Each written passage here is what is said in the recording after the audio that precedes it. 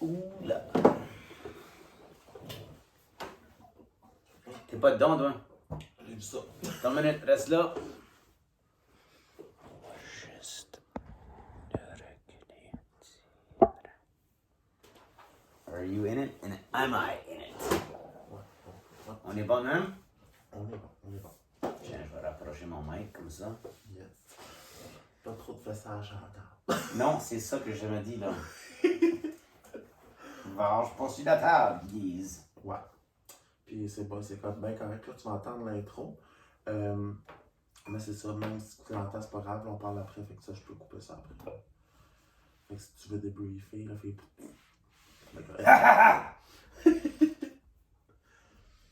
Ça y va.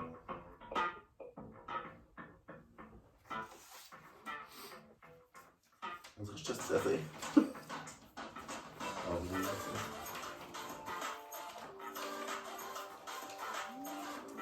Saint Chatley. Ben ouais, non. Chat. Ben allô tout le monde, c'est Jérémy qui est encore ici pour vous tanner dans les oreilles. Aujourd'hui, j'ai enfin l'invité dit que je vous avais promis. Je suis avec Frank Williams. Vous l'avez peut-être entendu avec ses tunes tout récemment sorties de son nouvel album. Bonjour mon petit Frank. Bonjour, Jérémy. Ça va? Ben oui, puis toi, merci d'avoir venu. Ben merci, c'est mon plaisir. Honnêtement, quand j'ai vu que tu faisais ça, ben, j'étais bien intéressé. Aussitôt que tu m'as approché, j'étais comme, ah, let's do it! Ben oui. Ça fait à peu près quoi? Presque 2 ans qu'on se connaît, là, à cause qu'on travaillait ensemble. Ben ça va faire 2 ans en mai.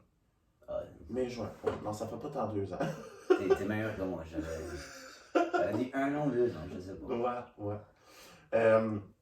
Peux-tu nous dire un peu d'où tu viens, qu'est-ce que tu fais dans la vie? Qui est-ce que je suis? Ouais, qu'est-ce que je suis? Comment je peux pas vraiment faire cet accent-là? Je viens pas de la même place que toi. Qu'est-ce que tu viens de? Kedgewick. Kedgewick. Ben moi, c'est ça. Moi, je viens de Moncton. Ah, born and New raised. Brunswick. Born and raised, comme on dirait. Puis j'ai été à l'école par ici, Mathieu Martin, c'était mon école secondaire. Où est-ce que c'était.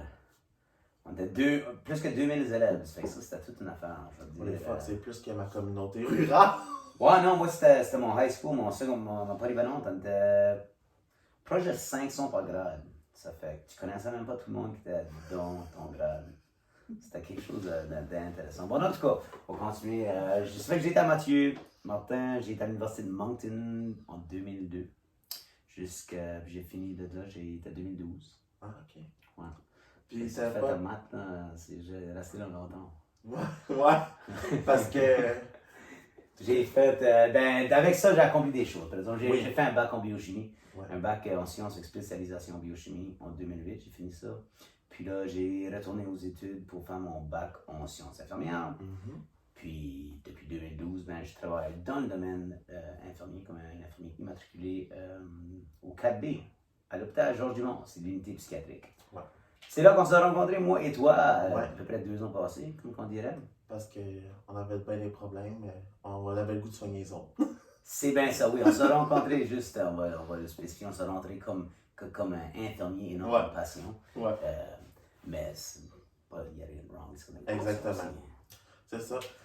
Moi puis Frank, ben, on est des personnes qui sont très ouvertes avec la santé mentale, mais qui en parlent ouvertement puis qui défendent ça de façon libre puis éclairée. Puis...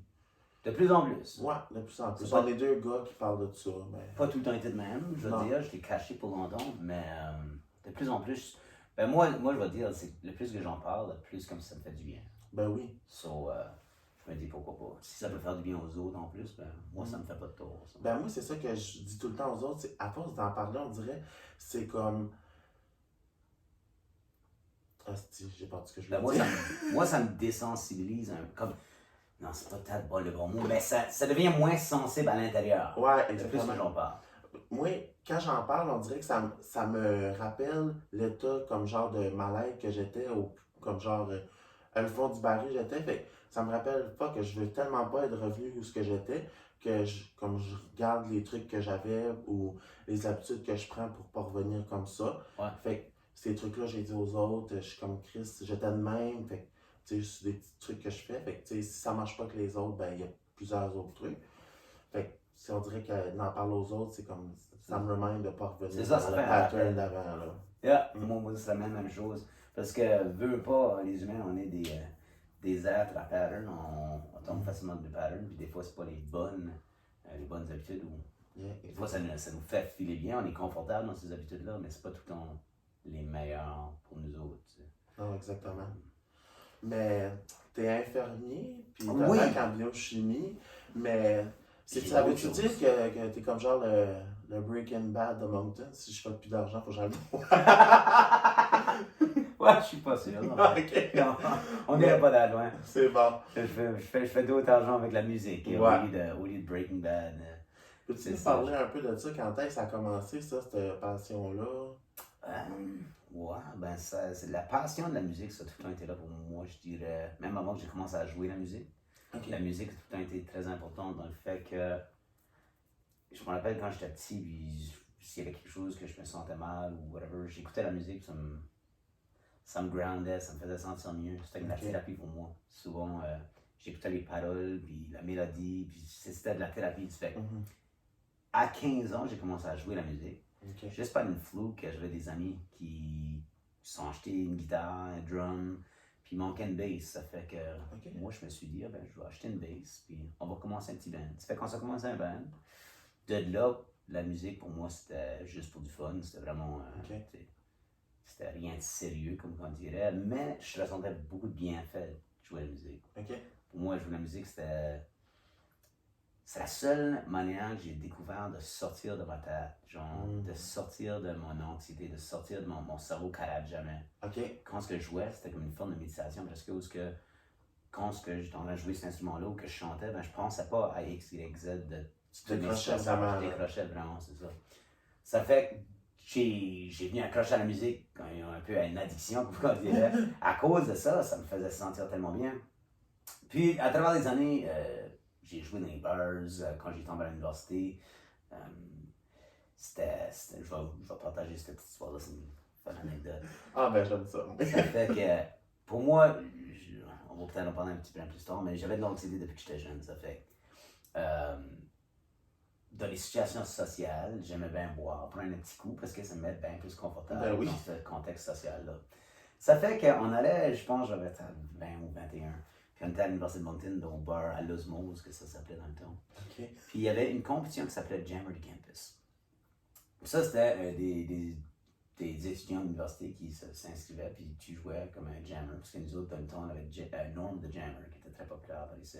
Ok. Qui c'était un monsieur qui jouait avec sa guitare. Puis on le connaissait tous, c'était une légende par ici. Je pense qu'il joue encore, mais je pense qu'il est à la retraite là-dedans depuis quelques années. Mais en tout cas, c'était genre essayer d'être comme lui. Ok. T'sais, on voulait prendre sa spot là, le vendredi soir. Ça fait que moi, j'avais été là comme spectateur. Puis j'avais bu à peu près un bon pitcher, là. Un bon pitcher de bière. Mais la soirée avant, le jeudi, ça c'était un vendredi, le jeudi, il y a eu un bust à l'université, à l'Osmose. Dans le temps, c'était un bar qui était comme tout âge. Même si c'était underage, tu pouvais aller au bar, mais ils mettaient un éton, un stand qui disait comme mineur. Ça fait que tu ne pouvais pas acheter de drink. Ok. Mais ils ont fait un bust puis ils ont découvert qu'il y avait des mineurs, qu'il y avait des drinks, puis tout ça. Ça fait qu'ils ont perdu la licence d'avoir tous les âges au bar. Une journée avant la compétition. Ça fait que dans la compétition, il y avait un mineur. Il y avait un gars, je pense, qui avait 18 ans. Ça fait que, dernière minute, c'est oh my god, on a juste 2 personnes pour le soir, mais on est supposé avoir 3 participants. Ça fait que quelqu'un m'avait déjà vu un party jouer. Un des organisateurs m'avait vu un party. Ça fait qu'il est venu moi, il dit hey, joues-tu à la guitare? Ouais. Ok, tu joues à soir. Moi, je n'étais pas un gars de jouer dans les bars, j'ai jamais fait ça à ce point-là. Ça me stressait. En tout cas, j'ai accepté le défi avec le beau courage qui était fourni par l'alcool.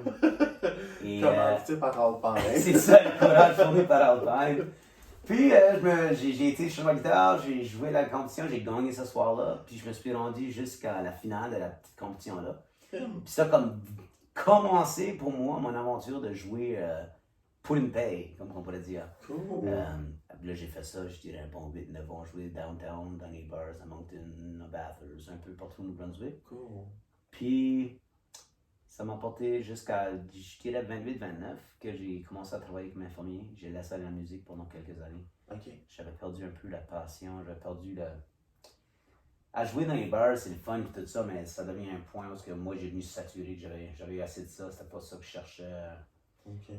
Musically, OK. c'était pas inspirant ou rien. Ça fait que j'ai laissé ça aller. Je pense qu'il y a quelque chose, des fois, t'apportes plus de négatif que de positif. Tu laisses aller. Mais quand j'avais 32, j'ai comme reignité mon amour pour la musique un peu par chance. J'avais décidé d'essayer pour la voix en l'été 2016 parce que mon père était malade. Il avait le cancer. Puis on savait que ça allait moins bien. Puis mon père, c'est un gros fan de musique, c'est un gros fan de toutes ces émissions-là, La Voix, The Voice, American Idol, tout ça, il savait tout ça. Puis je voulais comme genre lui donner un cadeau avant qu'il nous quitte. OK. Puis c'était ça mon cadeau, j'ai pensé je vais l'apporter. Moi, dans ma tête, je voulais juste l'apporter aux auditions aveugles. J'ai pensé je vais essayer. Parce qu'avant que tu te rendes aux auditions aveugles, il y a d'autres auditions qu'il faut que tu fasses, des producteurs, etc. Ça fait que j'ai pensé je vais essayer ma luck. Puis ma luck a bien marché, ma chance a marché. Je me suis rendu aux auditions aveugles, mon père est venu avec moi.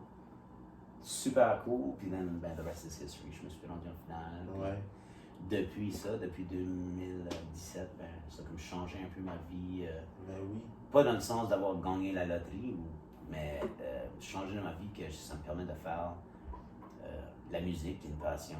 Ça m'a redonné le goût à la musique, ça m'a redonné le feu de la joie de la musique. Plus, je combine un peu maintenant la musique avec la santé mentale. Ça fait que ça combine mes deux passions essentiellement, qui est la santé mentale et la musique ensemble. Parce que là, vous avez un gros projet, toi et deux autres personnes là, présentement. Oui. Le mâle, le 3 mâles. C'est bel et bien ça. Moi puis Martin Bourque puis Guy Godin. Deux gars de la région. C'est ça, on a tous des différents backgrounds, que ce soit de l'éducation personnelle. On a vraiment des différents backgrounds. On a une chose en commun, qu'on a tous vécu des difficultés au niveau de la santé mentale. Puis on a eu la belle idée de créer une musico-conférence, on appelle ça. Ça fait que c'est comme un spectacle de musique. On parle beaucoup avec ça, on partage nos propres difficultés, nos propres expériences, que ce soit la dépression, l'anxiété, le bullying. Puis c'est un petit partage avec la foule. Puis c'est dans le but de justement normaliser la discussion sur la santé mentale. Puis spécialement dans notre cas, on est 3 hommes, ça fait qu'on trouve qu'au jour d'aujourd'hui, c'est encore les hommes qui sont moins confortables de s'ouvrir et parler de...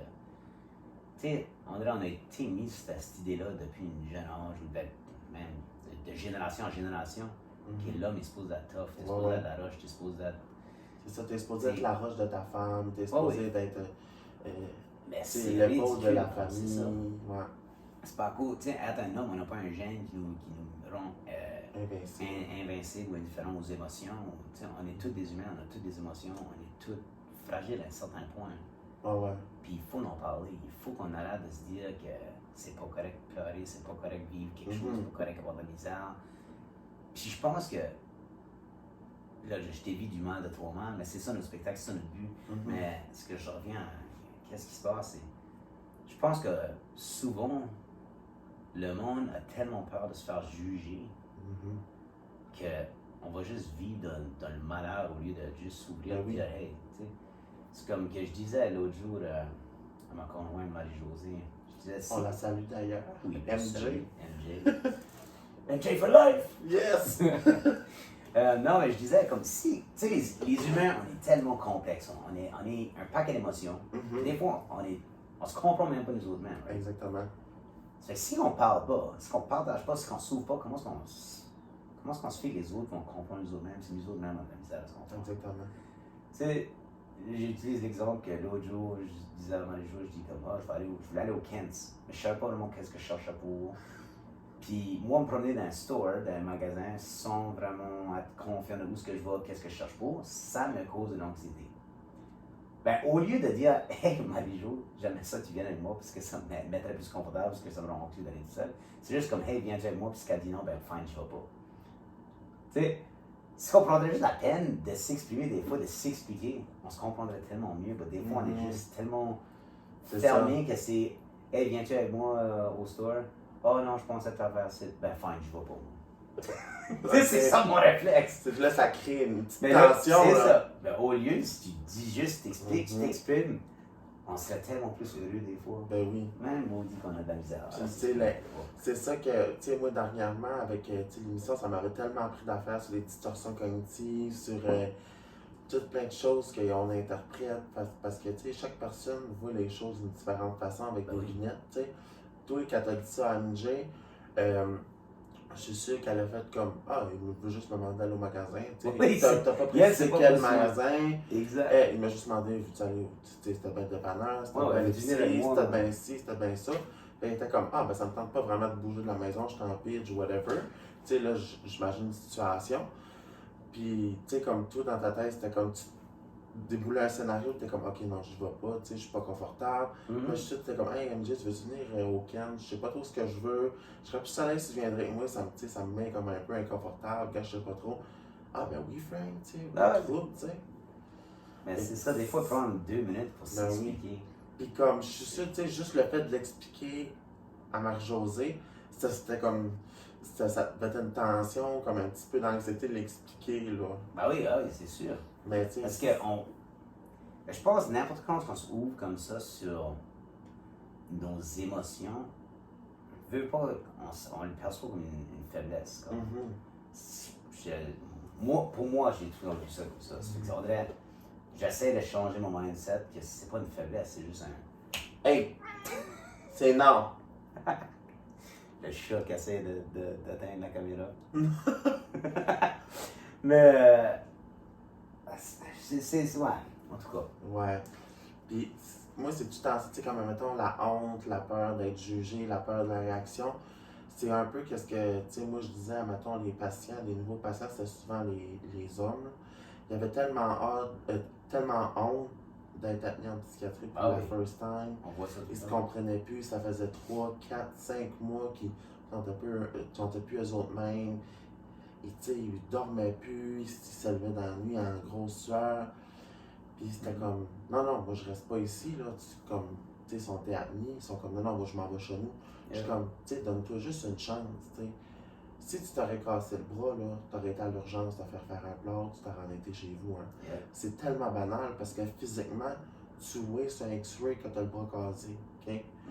Mais la santé mentale, c'est tellement pas objectivement observable comme ça que tu peux pas voir ça sur une prise de sang, que faut que tu te donnes la chance, comme par quelques jours, de voir que tu vas mieux, tu sais. Fait que donne-toi juste une chance de comme voir que ça va mieux. Puis, tu sais, des fois, quand le moral va moins bien, mais un séjour au 4B ou, tu sais, juste prendre une retraite de quelques jours hors de ton milieu quotidien, ça fait du bien, tu sais. Puis, il n'y a rien de mal là-dedans, là. Ah non. Puis souvent, tu sais, ça rassure. Il y a d'autres mondes qui comprennent moins parce que, tu sais, ils ont une idée fixe là-dessus. Mais c'est tellement rien. C'est la santé, ça l'englobe pas juste, tu sais, le cœur puis les artères, tu sais, c'est le cerveau, c'est tout, c'est... Ben oui. C'est comme quand je visite des jeunes dans les écoles, je fais des ateliers sur la santé mentale, ça fait 2 années que je fais ça. Ben, une des choses, je l'ai dit, en commençant, je dis, tu sais, on est tous courants qu'on a une santé. Ben, quand on pense santé, automatiquement, pour beaucoup de personnes, on pense santé physique. On pense à notre poids, on pense à l'exercice, on pense au sommeil, on pense à l'alimentation, on pense à toutes ces choses-là. Mais en réalité, on a bien plus que de santé physique. Donc, tu peux avoir toute la santé physique que tu veux, tu peux être aussi en bonne santé physique que tu veux, mais si tu n'as pas la santé mentale qui va avec, tu ne vas pas être bien. Non. Ça fait que la santé mentale, la santé émotionnelle, la santé spirituelle, la santé physique, toutes des choses qui sont super importantes, puis je pense qu'on ne met pas nécessairement assez de focus. Tu sais, oui, c'est sûr qu'il y a certaines habitudes de vie pour ta santé physique qui vont bénéficier de ta santé mentale, mais je pense qu'on de plus en plus, on met du focus sur la santé mentale. C'est bon, mais il y a encore il y a encore beaucoup de progrès, tu sais. Comme quand, mettons, l'émission avait été relâchée, puis il y a encore des stéréotypes beaucoup. Prends pas cette pilule-là, tu vas perdre ta vie, tu vas perdre ta émotion. Tu sais, je comprends que le monde, sont pas ouverts d'esprit ou qu'ils n'ont pas de l'information nécessaire, mais tu sais, dans ton cerveau, il y a des neurotransmetteurs quand ton cerveau produit pas assez, que la pilule va te fournir que pour un moment donné, ça va booster ton cerveau à produire assez. Puis après un moment donné, peut-être que tu n'auras plus de besoin, puis il y a du monde qui vont en avoir besoin pour le restant de leur vie, puis c'est correct, tu sais. Ouais. Si cette pilule-là peut te faire voir la vie comme que la vie est telle qu'elle, ben tant mieux, crime, tu sais, comme si qu'elle t'enlève l'insuline à quelqu'un qui est diabétique, là, ben Chris, il va faire petit en tabarnak, là. Ben, c'est exactement ça. C'est ça que je dis tout le temps. On va jamais. Quelqu'un qui est diabétique, quelqu'un qui est cardiaque, quelqu'un qui a une maladie physique, là, on comprend puis on accepte qu'ils ont besoin de leurs médicaments. Tu sais, c'est pas à cause que quelqu'un qui a une haute pression, tu les donnes les médicaments qu'ils ont besoin, puis là, tout d'un coup leur pression vient bonne, ben, on va pas arrêter les médicaments parce que tout d'un coup ils sont bien. Mais avec la santé mentale, souvent, les personnes ont plus de difficultés à accepter. Puis on voit souvent ça, ok, ben je me sens bien, je n'ai plus besoin. Ben là, tous les mêmes symptômes, ça représente tout bon. C'est pas pour dire, comme tu disais, c'est pas pour dire que tu vas l'avoir besoin pour toute ta vie. Il n'y a rien de wrong, il n'y a rien, tu sais, il n'y a rien. C'est pas un défaut si tu l'as besoin pour le reste de ta vie. Moi, personnellement, j'ai été sur un antidépresseur depuis que j'ai 25, 26. Puis oui, j'ai essayé d'arrêter par différentes occasions, mais ça me va pas.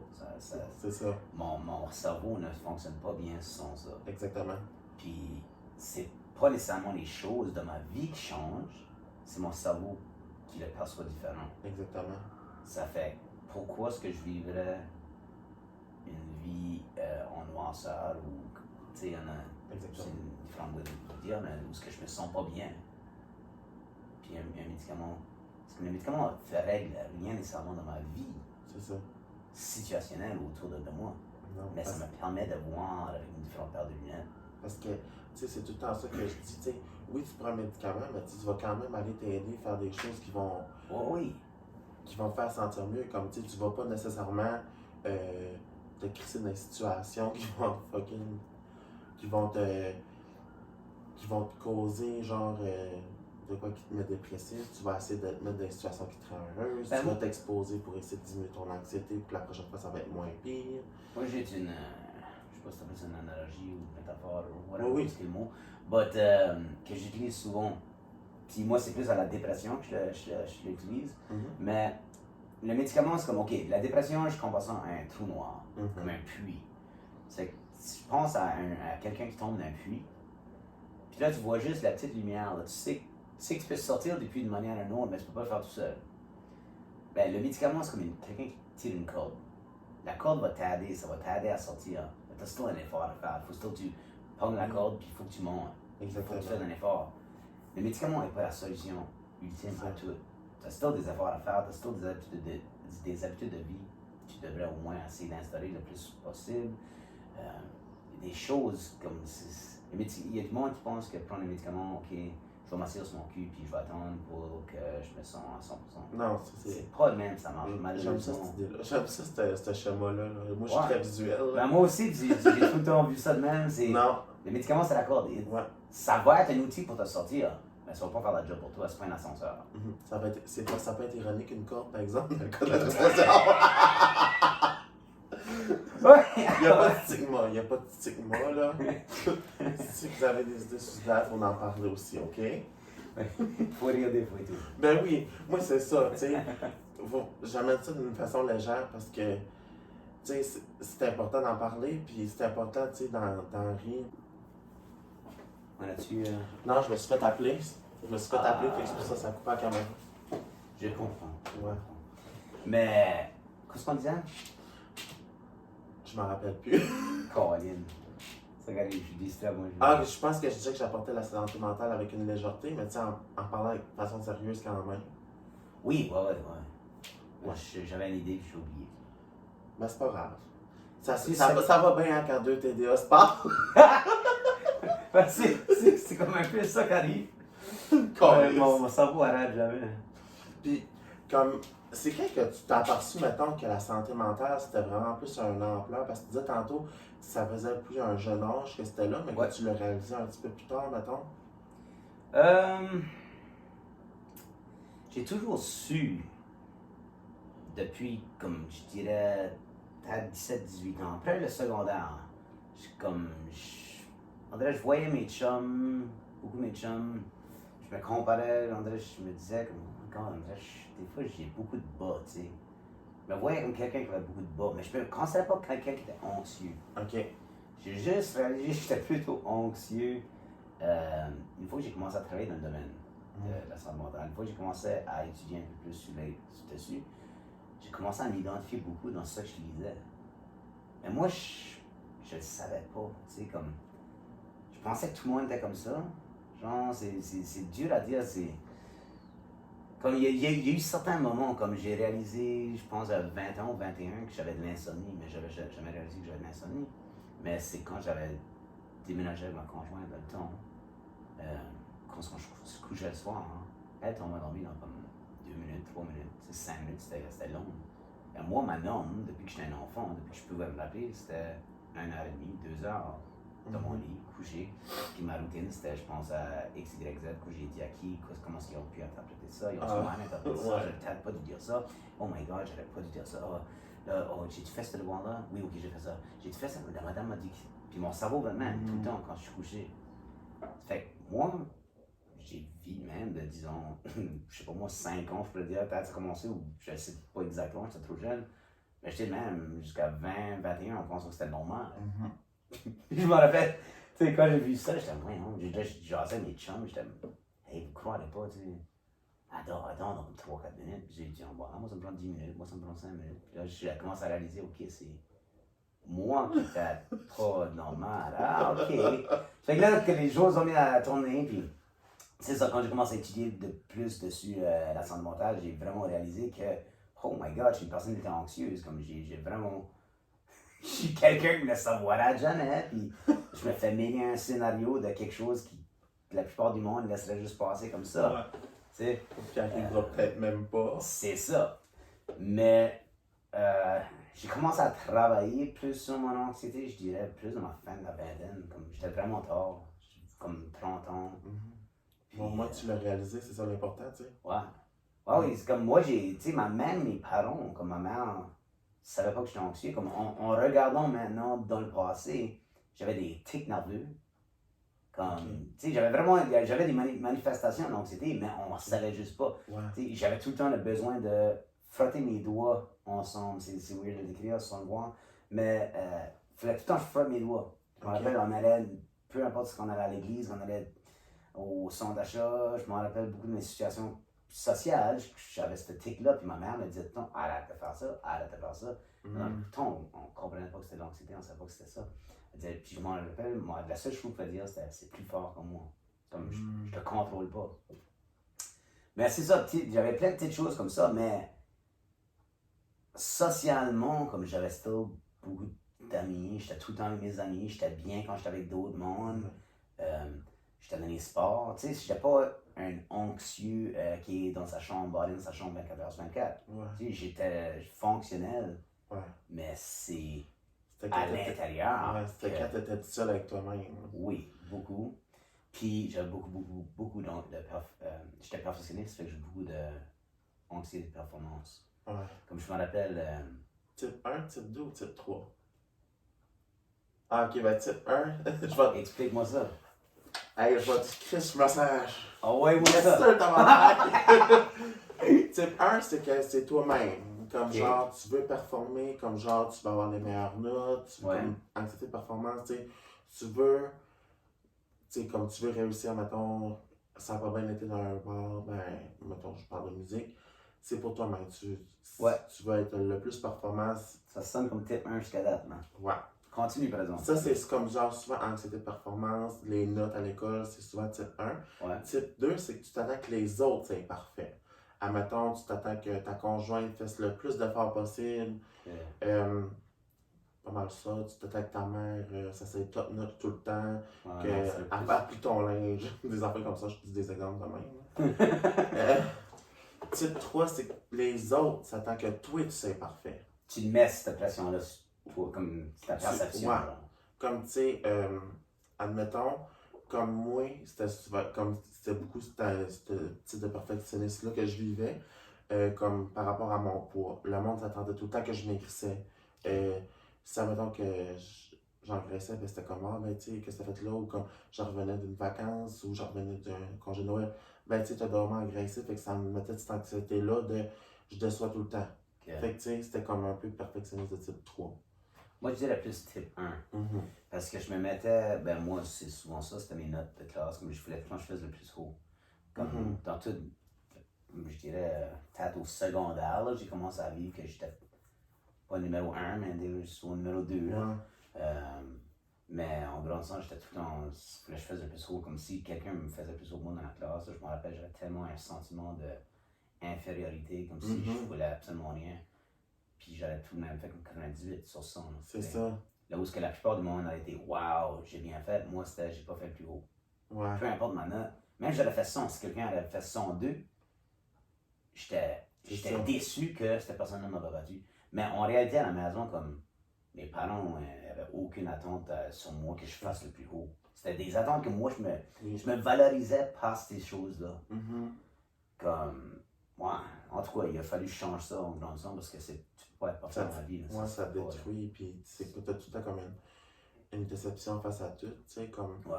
tu Ben, sais, je dirais, c'est ça, j'étais perfectionniste.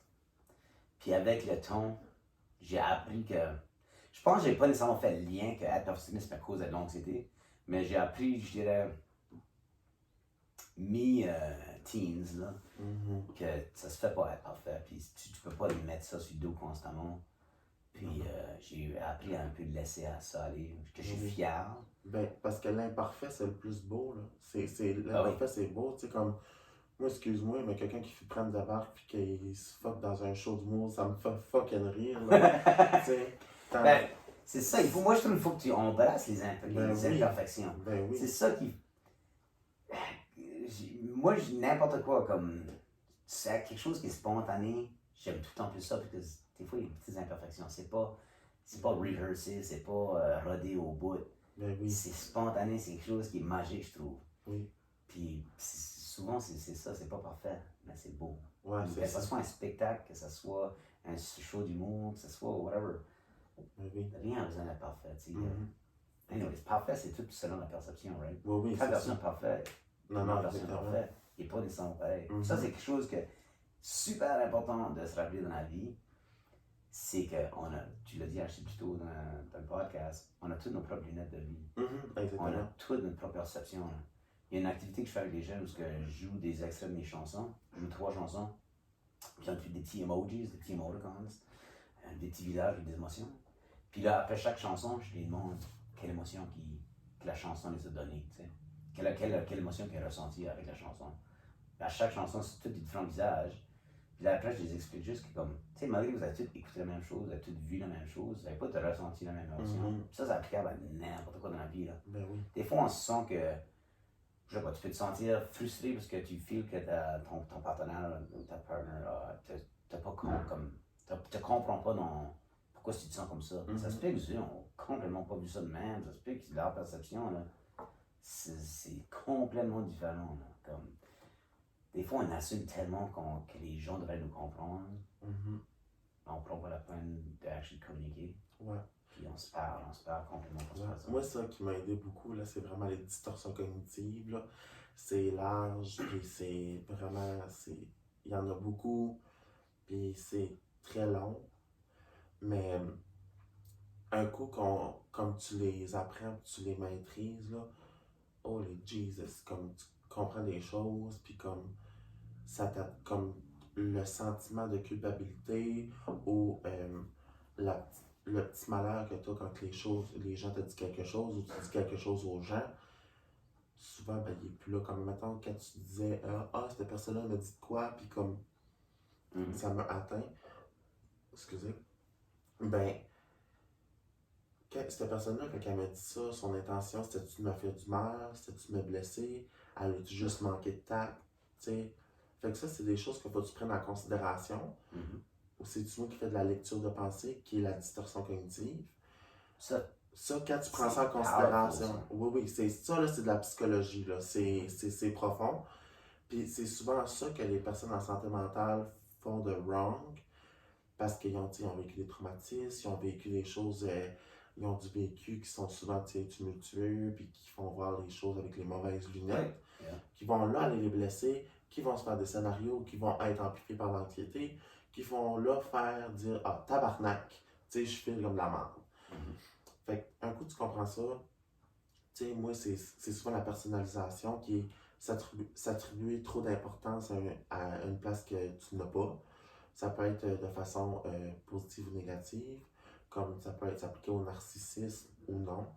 Comme mettons, le narcissiste, c'est comme mettons, ah, la réunion, ça a super bien été, ça doit être à cause de moi. Mais moi, c'est plus du côté, tu sais, comme, ah, me semble que cette personne-là est un petit peu plus distante dernièrement, ça doit être parce que j'ai fait de quoi wrong, tu sais. Ok, ouais. Ben, tu sais, cette personne-là, elle était bien juste occupée. Ouais, oui. Cette personne-là, elle était bien de quoi qui se passe dans sa famille. Cette personne-là, ben, elle est juste elle-même, il n'y a juste rien, tu sais. Ben, moi, souvent, c'est. Tu lis plus loin que c'est tu ça. devrais. Puis, tu sais, en arrière de ça, il peut y avoir une lecture de pensée que, ah, ben, en 2018, j'ai dit ça, tu sais. C'est des choses comme ça. Puis, tu sais, moi, s'il y a de quoi à cette heure, je me dis, ben, si j'ai blessé quelqu'un, il va venir me le dire. Puis, si il vient pas me le dire, ben, tant pis, tu sais, c'est cette personne-là qui en souffre le plus. Puis, c'est ça que c'est, tu sais, je me dis, si que cette personne-là était à se blesser, ben, elle va venir me le dire, puis c'est correct, tu sais. Puis, un coup, j'ai lâché prise là-dessus, là, ça fait comme pouf, tu sais. C'est ça, l'anxiété est tellement complexe, là. Ouais. Comme la source de l'anxiété. Ça peut tellement venir de différentes choses, c'est insane. Comme ça peut vraiment venir de la manière que tu as été élevé, parce que comme tu souvent entends les mêmes choses, des valorisations, des fois comme ça t'instaure de l'anxiété depuis que tu es jeune. Des fois, c'est quelque chose qui t'arrive plus vieux, mais il demeure que l'anxiété, c'est quelque chose qu'il faut que tu. Tu sais, toi, tu as appris un peu à quoi laisser aller pour diminuer cette anxiété-là, la distorsion. Moi, c'était beaucoup le perfectionnisme. Ouais, c'est le mot, perfectionnisme. Ouais. Il faudrait beaucoup que je laisse aller ça aller, mais si tu peux trouver un peu c'est quoi ce qui cause ton anxiété-là, c'est clé à travailler dessus. Ouais. C'est pas le fun de sentir tout le même. Non. Puis, tu sais, comme. C'est des choses comme un coup que tu prends en considération. Quand tu réalises que tu as comme un problème ou que ça va pas, tu as comme la majeure partie du travail de fait. Là. Oui. C'est ça l'important. Puis, tu sais, c'est comme Jesus, tu sais, comme. C'est déjà un peu de l'avant de fait. Puis, comme le restant va venir en jeu. Puis, t'en parles à ton médecin de famille, t'en parles à un professionnel de la santé, puis rien là, tu sais, comme une petite session de psychothérapie avec une psychologue, tu sais, ça fait super du bien. Elle, là, j'ai vu une photo dernièrement sur Internet, ça m'a vraiment, j'ai trouvé ça vraiment intéressant. C'était comme genre juste comme 3 couleurs de laine mélangées dans comme un pop-up d'image en haut de la tête de quelqu'un. Puis il y avait la psychologue qui tricotait pour comme aligner ces 3 couleurs de laine-là comme de façon symétrique pour que la personne comprenne mieux, tu sais. Okay. Puis c'était comme définissait l'anxiété parce que souvent c'est juste une mal compréhension de tout ce qui se passe alentour de nous autres puis comment on se crée des scénarios. Puis c'est ça qui est plaisant, que tu sais, quelqu'un juste lit nos choses puis nous le décrit dans une belle phrase pour qu'on comprenne la phrase mieux. Parce qu'on nous autres, on lit ça tout croche, tu sais. Puis moi, ce que je fais dans le podcast, là, qui est un peu plus non relié à la santé mentale, je pose des questions genre par rapport, là, tu sais, comme. Ben, pour répondre à ta première, Peanut Butter Smooth. J'ai écouté ton podcast. Peanut Butter Smooth, ok, moi tout. Ben, c'est que le crunchy, ça défait tout ton pain. Je sais qu'on lit ça. Essaye de beurrer ça, là, ça défait ton pain, ça déchire, ça marche pas. Non, je sais. Ok, je te laisse aller. J'avais vu les autres podcasts. On t'en posé genre 5, fait que là, ça compte pour une. T'es plus été ou hiver? Oh, été, 100%. Ah, je sais. Moi, mon humeur est facilement affectée par la température. Ma mère est de même et tout. Puis, peut-être à cause j'ai vu ma mère là, de même, que moi je suis de même. Je ne sais pas s'il y a un effet prouvé. Je n'ai jamais trop lu là-dessus. Mais les journées sont plus courtes. Excellent. Moi, j'aimerais ça qu'en aurait au mois de novembre, quand on recule l'air. Ils font juste ça pour les fermiers. Je ne sais pas si tu savais. Puis, je pense qu'il y a une province dans l'Ouest. Pour les infirmiers ou pour les fermiers? Non, les fermiers. Ok. Pas pour les infirmiers, parce que nous autres, on fait des chiffres de 12 heures, on rentre le matin, il fait noir, on sort de la chiffre, il J'allais fait dire, noir. ça nous répond tout. Non, on voit pas la lumière du jour, nous autres. Non. On vit pas Puis mal. ça m'affecte, par exemple. Ah oui, moi et tout. Je sais qu'on revient sur la santé mentale, mais ça m'affecte. Quand je suis rentré travailler, puis il fait noir, puis je sors travailler ma journée, puis il fait encore noir. Je suis comme, qu'est-ce que c'est ça? C'est une autre raison pourquoi j'aime plus faire de nuit l'hiver. Parce Ah que oui, moi, je vois la lumière du tu jour. vois la lumière du jour, c'est ça. Non, Non. c'est triste à dire, mais ouais, non, l'été à 100%, je dirais été, automne, printemps, hiver. C'est ça mon ordre de saison. Moi et tout. Ta fille, en bas. En bas. Hey! Écoute bien. Pas pire. Ouais, non, moi et tout, l'été, là, c'est le fun, tu sais, tu t'assises en patio. Ben, tout le monde est juste plus social, Ben plus oui. jovial l'été, je sais pas. Peut-être c'est Ouais. juste dans ma tête et tout, mais. Ouais, je pense que non. C'est ça. Ben, moi, c'est juste ta vibe, là. Tu sais, il y a des spectacles. Ah oui, il y a plus. Vois-tu un spectacle dehors, toi, à moins 30? Non. Non. Ah. J'ai joué une fois à Dieppe pendant l'hiver. T'avais Un un spectacle bleu. dehors. Je vais te dire, c'était la pire expérience, je pense, au niveau musical. Ma guitare se détournait à chaque mi-chanson. Là. Je peux pas finir les chansons en une tune, c'était affreux. Fait que, non, l'hiver, là, elle peut packer ses choses, puis elle peut rester au pôle Nord. Ben, je sais déjà ta réponse, mais faut que je la pose pareil. On va ça. Alcool ou marijuana? Marie-Jeanne est bien plus le fun pour moi que l'alcool. L'air du diable, parfait. Ben, l'alcool, pour moi, c'est plus un dépresseur. Ouais. J'ai tout le temps aimé l'alcool. Mhm. Je te ferais des menteries si je dirais que j'ai jamais bu. J'ai plutôt été très meilleurs amis avec l'alcool toute ma vingtaine. Parce que, comme je disais, socialement, c'était comme une crutch que j'utilisais, c'était comme une béquille. J'adorais l'alcool, mais je me sens. J'aime bien plus le pot que. Ouais. Ouais, on dirait que le monde est plus laid back. Je dois te dire, j'ai jamais assez piqué une fête après avoir fumé un joint, puis j'ai déjà pogné plus qu'une fête quand j'avais bu. Puis pour ceux qui m'ont juste vu sur la télévision, le commentaire le plus souvent que j'ai en personne, c'est tu m'avais l'air, je pensais que tu étais plus grand que ça. Sauf moi, piquer une fête au beurre, pas tout le temps la meilleure idée. Ça fait que non, l'alcool, non.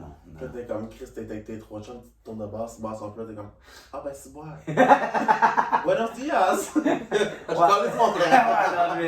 mais trouver dans plus qu'une situation, c'est qu'une chance avec des bons chums. Une chance. Ouais. Non, c'est. Non, moi, ça, j'ai un peu le même avis là-dessus. Là.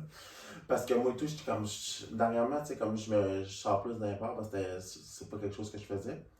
Puis je me suis surpris dans l'alcool que je répondais plus aux gens, tu sais. Ouais, Mettons, quelqu'un m'avait dit un commentaire, il y a quelqu'un qui m'a dit hey, avant de me parler, perdons 50 livres. J'ai fait qu'est-ce que tu m'as dit, toi? J'ai dit c'est bon, je n'ai perdu 75. Puis en passant, moi je peux m'écrire toutes tes lettres en tabarnak. Puis non, mais j'aurais jamais dit ça à personne, là, tu sais. J'aurais pas dit ça sur. Admettons, si j'avais sur le weed, là, ben non, ça. non, c'est que l'alcool. Moi j'aurais dit yes sir, man. L'alcool, on lève tous tes filters. Pis ça. On lève toutes tes insécurités. L'alcool, c'est comme. C'est magique d'une manière. Mais c'est très de non. Ouais. Il y a du monde qui a perdu des chums sur l'alcool. Ah oui. Parce que si je dis pas que l'alcool, quand je dis ça enlève tous les faits, c'est pas nécessairement que ça va sortir la vérité non plus. C'est des fois ça va amplifier, tu vas amplifier toutes tes frustrations. Ah oui. Puis tout. Tu sais, du monde qui dit t'es sous ou t'as dit quoi tu pensais vraiment. Non, des fois c'est. ta version drunk là, c'est une autre personnalité complète. Oui. Après ça, je vais essayer d'en trouver un autre de fait là, sur le top de ma tête. Là. Voyage dans le sud ou voyage comme plus backpack, Europe? J'ai été au sud comme all-inclusive, tu veux dire? Ouais, all-inclusive. Ça, j'ai fait ça 8 ou 9 fois, je dirais. J'étais au Cuba, puis République Jamaïca. Puis j'ai jamais fait de backpacking. Ça fait. C'est pas pour dire que j'aimerais pas faire du backpacking, Mais Problème moi, de- l'idée d'une vacance, c'est vraiment décrocher Ouais. puis relaxer. Ça fait que j'ai une certaine sécurité aussi sur la resort. Ouais. Il y a beaucoup moins d'inconnus sur Ouais. le resort. Ça fait que pour moi, aller prendre une vacance puis décrocher, je pense que c'est bien plus facile sur un all-inclusive Ouais. Je que comprends. de l'insécurité de backpacker. Mhm. Puis... Pas pour dire que j'aimerais pas ça, mais je pourrais pas le faire tout seul. Ça, je peux te Ouais. le dire tout de suite. Je pourrais jamais backpacker tout seul. J'aurais besoin de quelqu'un. Parce que, ouais, non, je serais comprends. bête mon tu vois. Je comprends. As-tu déjà backpacké? Ben, je sais pas si je peux considérer ça backpacker, parce que j'avais un sac à dos, mais j'avais quand même une valise. Là. Ben, t'as fait à Los Angeles, pis ça. Ouais, j'ai fait San Francisco, puis jusqu'à Los Angeles, là, au mois d'octobre. Ouais. Puis c'était comme, tu sais, j'étais tout seul, puis c'était mon premier voyage tout seul. Mais j'ai vraiment aimé ça. Ça m'a comme, tu sais, quand tu disais l'insécurité, là, Oui. mettons que je me suis senti une fois en insécurité, où que j'étais entre deux gars, parce que j'ai vu un trafic de drogue, puis j'ai fait un ice contact, là. Mm. Puis j'étais là, oh fuck. C'est juste parce que, tu sais, j'étais un peu, comme, tu sais, LTDA, tu sais, j'étais attiré par tout ce qui bouge Ouais, au tout mauvais moment. Ouais, Ben, c'est c'était ça. un esti de mauvais moment, mettons. Ouais, ok. J'étais comme là, fait que là, tu sais, j'étais assis, j'attendais mon Uber. Puis ils ont venu entre moi, comme chacun à côté de moi, puis ils se rapprochaient un petit peu plus vite. Puis c'était comme au coucher du soleil, fait que tu sais, il y avait de moins en moins de lumière. Tu les donnes 2 thumbs up. Fait que là, j'ai fait à semblant de parler au téléphone, puis je parlais en français, fait que je savais qu'ils me comprenaient pas. J'étais comme, ah oui, Janiel, je vais prendre ton chiffre, cette date-là. Ouais, oui, pas trop, mais je peux même faire à 24 heures. Tu sais, je dis la merde, là. Fait que là, j'ai vu mon Uber s'en était à 2 minutes, je suis comme, ah fuck that, j'ai pas marché vers là. C'est pas vrai que je me fais stabber par Non. mon rincite, là. Non. Direct en dessous du Golden Gate, comme, tu sais, j'étais comme, non, c'est pas vrai. Moi, j'avais fucking peur, tu sais. Ah, je sais pas. Moi. Ouais, voyager toute seule, comme moi, j'ai jamais voyagé, disons, à l'international toute seule. Mais voyager toute seule, c'est quelque chose, c'est le fun. Ouais. d'une manière. Ben, c'est pour ça que j'ai été en Californie, parce que, tu sais, c'est pas très dépaysageant pour, comme, comparer ici.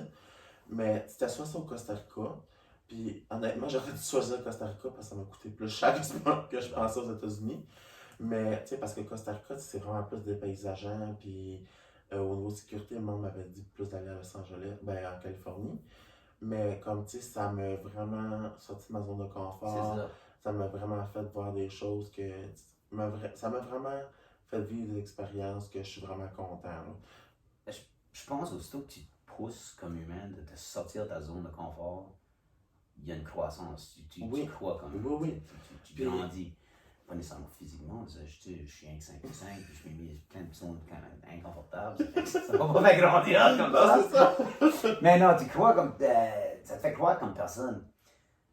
Parce que si on reste tout le temps dans notre zone de confort, Non, moi, là, t'as l'air d'évoluer, t'as l'air de. exactement. Puis comme moi, mon but dans la vie, comme c'est tout le temps être une meilleure version de moi-même. Puis c'est en allant là-bas, voir différentes cultures, différentes façons que ça fonctionne.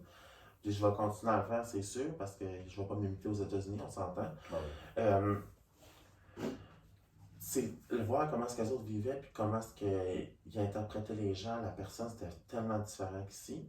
Puis ça m'a comme donné un boost de confiance, tu sais. Je te dirais pas que je passerais plus la tête dans le corps de porte, mais comme j'étais juste moi-même, puis le monde était comme, tu sais, il y a quelqu'un d'inconnu, ben tête, que ça faisait peut-être 2 jours que je connaissais, était comme, hey, t'es une bonne personne, mais tu sais, comme moi, j'ai pas, comme si, mais les gens que je connais me le disent, mais vu que c'est des gens que tu connais, on dirait, tu le prends pas entièrement, tu ce prends pas compliment-là.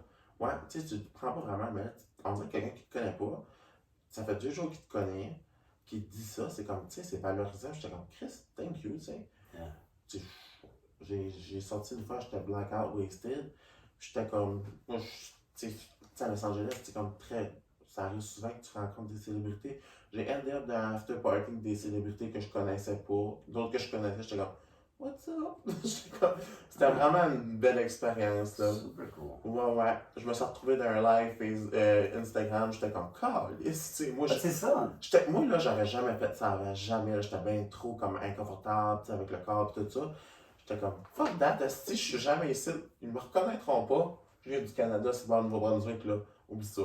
Fait que j'étais comme, Bah, ça crée Ah, des oui. expériences Ben que tu oui. dois te rappeler de. ben oui, En sortant comme. Tu sais, c'est pas pour dire que chaque fois que tu sors de ta zone de confort, que ça va tout le temps être positif. Tu sais, il y Ben a non. certaines fois que ça va être moi, je vais pas bien faire ça. Là. ben non, j'ai eu des expériences négatives. But, crées des comme. créer des memories, là, Ben oui. c'est souvent sortir de ta zone de confort. C'est souvent faire quelque chose qui fait pomper ton cœur. Ben oui. T'sais. Comme moi, la voix, là, super fucking bon moment, là, super oui. beau moment de ma vie. C'est un des grands highlights de ma vie. Mhm. Mais si j'avais écouté mon anxiété, tabarnak, je l'aurais pas été, là. Comme, Ben oui. j'ai sorti de ma zone de confort, pas juste un petit brin. Tu sais, le monde qui watchait ça, là.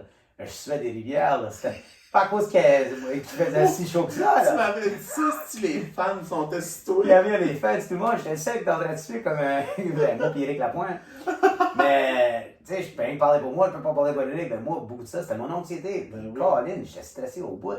Mais, tout de même, je l'ai fait, puis c'est super belle expérience. Il y a Ben plein de positifs qui sont sortis depuis. Ben oui. Mais si j'avais écouté mon anxiété, là, quand le téléphone a sonné, puis ils m'ont dit que j'avais été choisi, là. Mhm. Mon anxiété me disait, non, quoi, si t'as mis dedans, ils vont se moquer de toi, tu vas aller là-dedans, tu Ben vas oui. faire un photoman, tu vas oublier les mots. Moi, je m'écris les mêmes scénarios, là. Ben oui. Mais, quelque temps, tu sais, là, j'ai venu au point où je me connais comme personne, puis je sais que si même je me garage quelque chose, tu sais, je saute dedans, ta première, ben oui.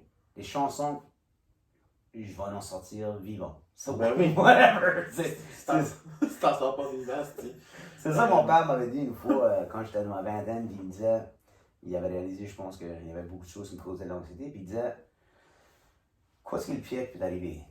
Comme, vraiment le pire, parce que moi, je fais beaucoup d'effets de boule de neige. Je prends quelque chose, puis ça grossit, que ça grossit. Ce que lui disait, comme, ton problème, là, puis ton vrai problème, ça va-tu te tuer? Non. Qu'est-ce qui est le pire? Le monde va rire de toi, ou tu sais, moi, c'était beaucoup des présentations orales, disons. Et je pense que c'était ça qu'on parlait de, justement. Puis le pire qui va arriver, tu vas oublier tes mots, tu vas oublier ce que tu t'as à dire, tu peux bégayer. Tu sais, c'est à peu près le pire qui va t'arriver. Là. Les chansons, tu vas pas pisser sur tes culottes dans la foule, là, tu sais, comme, aussi anxieux que je pouvais être, rien que so many things qui peuvent aller wrong. C'est ça, t'as pas d'incontinence urinaire. C'est ça. Tu sais, mais moi, dans ma tête, c'était rendu à ce point-là, là, tu sais, comme un coup qui arrive, si que, tu sais, je prends 6 jours, tu sais, là, j'exagère, mais mon cerveau va tellement vite, ça crée tellement de choses que je deviens un peu perdu là-dedans.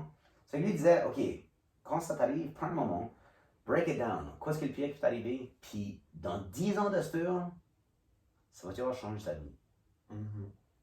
Si, dans 10 ans de ce tu vas probablement pas t'en rappeler, ben, autant important ça semble dans le moment même, c'est probably pas that much a big deal. You're making it bigger than it is. So, j'ai tout le temps essayé de garder cette idée-là en tête. Puis He was a wise man. He was a wise man. Left us 2 years. Ça fait 3 ans déjà. Ouais. Mais non, wise man, c'était. Je projette beaucoup ce que lui était. Mais à l'intérieur, je suis beaucoup plus que ma mère. Ouais. Mon père, c'était tout est alright, tout va être correct. Ma mère, c'est plus que moi, tout est problématique, tout est. Ouais. So, Ben, je suis un mélange des deux. ben oui, mais tu sais, ça fait quand même une bonne progéniture de ces deux personnes-là, Ben quand oui. même. Ben oui. Ah, mais là, je dis ça comme si ma mère est juste une boule de merde. Ben non. Elle a des bonnes. Ben non. Là, tu m'as déjà parlé de ta mère, puis tu m'as dit Elle a que plein de bonne bonnes forces personne. et tout. C'est juste si je identifie l'anxiété, ça vient plus d'elle que ma mère. Mon père. Puis là, si qu'on parle un peu de. On arrive à la fin de tout ça, là. Ben Tu oui, me ça fait dis- déjà un petit bout quand je jase, mon Ben petit oui. Je vais mettre un extrait de ton album. Oui. Peux-tu me dire le nom de ton nouvel album? Ben, mon nouvel album qui est sorti le 11 octobre s'appelle Ça s'en vient. Ouais. Puis, je vais te donner un extrait de la chanson qui s'appelle Prends ma main. Mhm. C'est mon premier single que j'ai sorti sur la radio. Ça va très très bien tout de suite. Oui. Ça fait que puis c'est justement une chanson que j'ai composée à propos de la vie, un peu la sonde mentale. Que, les paroles, c'est ben, la vie, elle fait chier des fois. Tu sais. Ouais. Ouais, tu as besoin de main, tu peux prendre la mienne. Puis, c'est une chanson d'espoir, malgré que la vie n'est pas nécessairement facile. Il y a une parole là-dedans, je dis où que la vie, c'est un trésor qu'il nous a donné. C'est vrai, tu sais. La vie, autant qu'elle peut faire chier des fois, c'est un trésor qu'il nous a donné. Oui, Une fois. On l'a juste une fois dans notre vie. exactement. Puis ça nous autres de faire, tu sais, de l'or de ta vie ou faire une part de shit. Ouais. It's your choice. Des fois, c'est pas facile. But, tu sais, Ouais. ton trésor, veux-tu que ça soit quelque chose de fun ou veux-tu que ton trésor soit quelque chose de perdu? c'est le négatif toute ta vie. Exactement. T'as bien raison. Euh, dans 2 ans, tu te vois où, toi, mon petit frère? Dans 2 ans, je me voyais où? Dans 2 ans, j'aurai 37. Dans 2 ans, je souhaite que je peux encore faire les belles choses que je fais aujourd'hui. Jouer de la musique. J'espère que peut-être je suis en train de travailler sur mon deuxième album. J'espère que je peux encore partager mes histoires de vécu, de santé mentale, que je peux continuer à travailler ce but-là de sensibilisation. Oui. C'est très important pour moi. Puis, ça fait 2 ans que je mets pas mal investi là-dedans. Puis j'espère que pour les 2 prochaines années, je peux continuer à travailler là-dedans. Ça fait nouveau album, santé mentale, promotion. Good. Puis je vais continuer à travailler un petit peu dans l'hôpital pour continuer à voir le monde là-bas et tout. Bon, ben, good.